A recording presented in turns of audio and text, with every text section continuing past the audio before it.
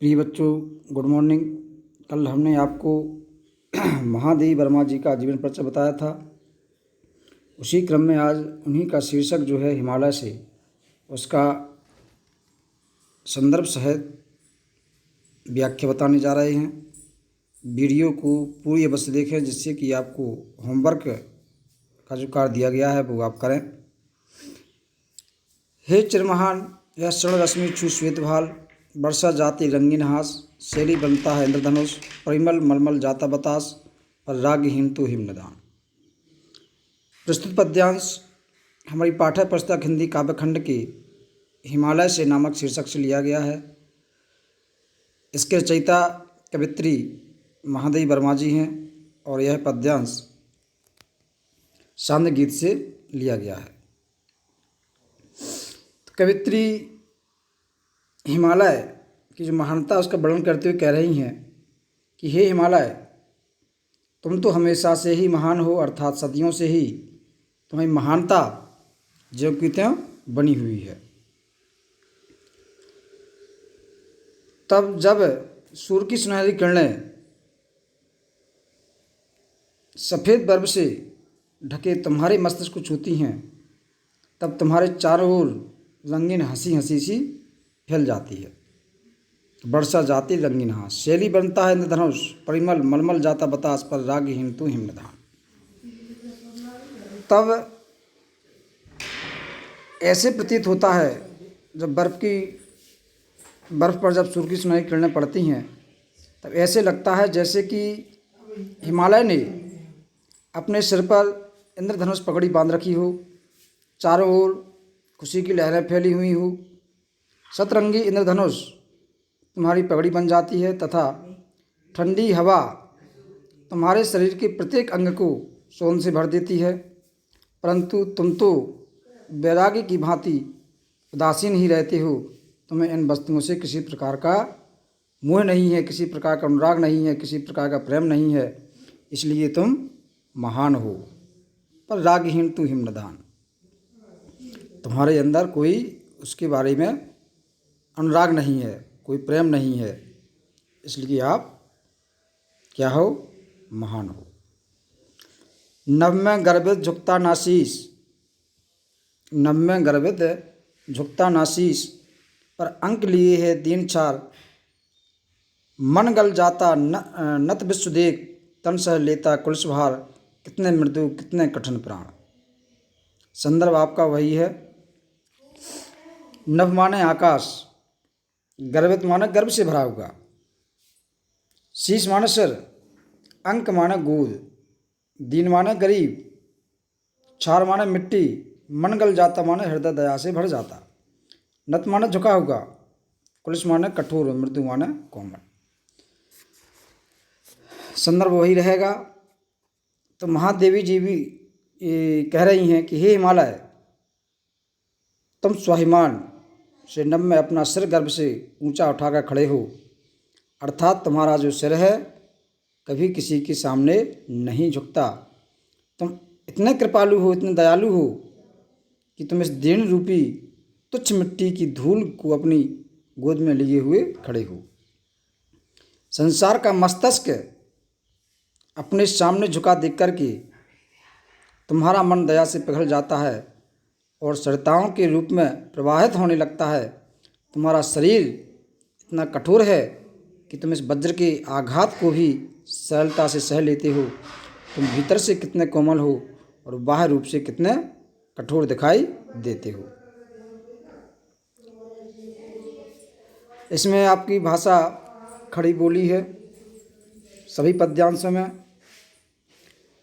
और सभी पद्यांशों की शैली चित्रात्मक और भावात्मक है, गुण माधुर्य है, रस शांत है, छंद जो है आत्मकांत मुक्त है और शब्द रक्ति आपकी लक्षणा है। जिस काव्य का सुंदर आपका इस पाठ के सभी पद्यांशों में रहेगा। केवल अलंकार का थोड़ा अंतर हो सकता है, जैसे इसमें अनुप्रास अलंकार दिया गया है, पहले वाले में मानवीकरण रूपक अलंकार दिया गया था, इसमें उत्प्रेक्षा अलंकार भी है, मानवीकरण अलंकार भी है और अनुप्रास अलंकार भी है। उसके बाद है अब टूटी है तेरी कब समाधि, संझा लौटे सतहार हार। बह चला दरगों से किंतु नीर, सुनकर जलते कड़की पुकार, सुख से विरक्त दुख में समान। संदर्भ आपका पूर्ववत रहेगा, वही रहेगा जो हमने पहले बताया था। कवित्री कहती हैं कि हिमालय, तुम तो एक तपस्वी की भांति समाधि लगा करके बैठे हुए हो। तुम्हारी यह समाधि कब टूटेगी? आंधी के सैकड़ों झटके तुम्हें लगे, पर वे तुम्हारा कुछ नहीं बिगाड़ सके। तुम विचलित नहीं हुए, बिल्कुल डगे नहीं हुए हो, बिल्कुल हिले नहीं हुए हो, और वे स्वयं ही हार कर मान करके चले गए। एक ओर तो तुम्हारे अंदर इतनी दृढ़ता है एवं कठोरता है कि कोई भी बाधा तुम्हारे मार्ग की रुकावट नहीं बन सकती, और दूसरी ओर तुम इतने सहृदय और भावुक हो कि धूप में जलते हुए कड़ की पुकार सुन करके तुम्हारे नेत्रों से आंसुओं की धारा फूट पड़ती है, आंसुओं की धारा निकल जाती है। तुम किसी का दुख नहीं देख सकते। तुम तो एक योगी हो जो सुख से विरक्त रहते हो, अर्थात तुम सुख की कामना नहीं करते हो। तुम तो सुख और दुख में समान भाव से स्थित रहते हो, और यही जो भावना है तुम्हारी, वही उच्चता की प्रतीक है। इसमें मानविकरण अलंकार और पुनरुक्ति अलंकार का प्रयोग किया गया है, और बकाया का काव्यगत सौंदर्य आपका वही रहेगा। मेरे जीवन का आज मुख तेरी छाया से हो मिलाप, तन तेरी साधकता छूले मन ले करुणा की थाह नाप, और मैं पावस द्रग में बहा। मूक माने चुप्पी, मिलाप माने मिलना, साधकता माने साधना, थाय माने गहराई और माने हृदय, पावस माने वर्षा, द्रग माने नेत्र, और बिहान माने प्रातः काल का सौंदर्य। संदर्भ आपका वही रहेगा। तो महादेवी जी कह रही हैं कि मैं तो यह कामना करती हूँ कि मैं अपने जीवन के मौन को तुम्हारी छाया में मिला दूँ, अर्थात वह हिमालय के गुणों को अपने आचरण में उतारना चाहती हैं। कौन? कवित्री महोदय जी।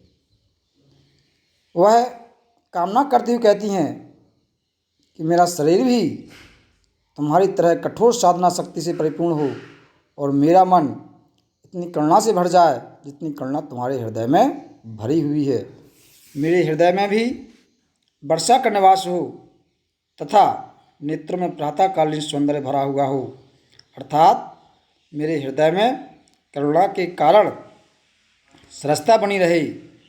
तात्पर्य यह है, कहने का मतलब यह है कि जिस प्रकार हिमालय सारे कष्टों को सहन करता है, वैसे ही मैं भी कष्टों को सहन करती रहूं और उन संकटों से विचलित नहीं हूं।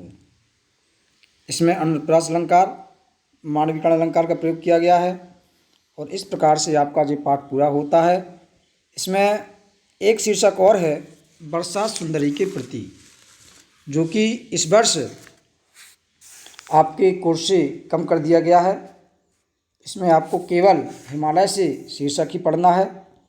इसका आप संदर्भ सहित व्याख्या लिखेंगे। सबसे पहले जीवन परिचय महादेवी जी का, उसके बाद जिस पर जो निशान लगे हुए हैं इन दोनों की संदर्भ सहित व्याख्या और उसका काव्यगत सौंदर्य आपको लिखना है। बहुत बहुत धन्यवाद।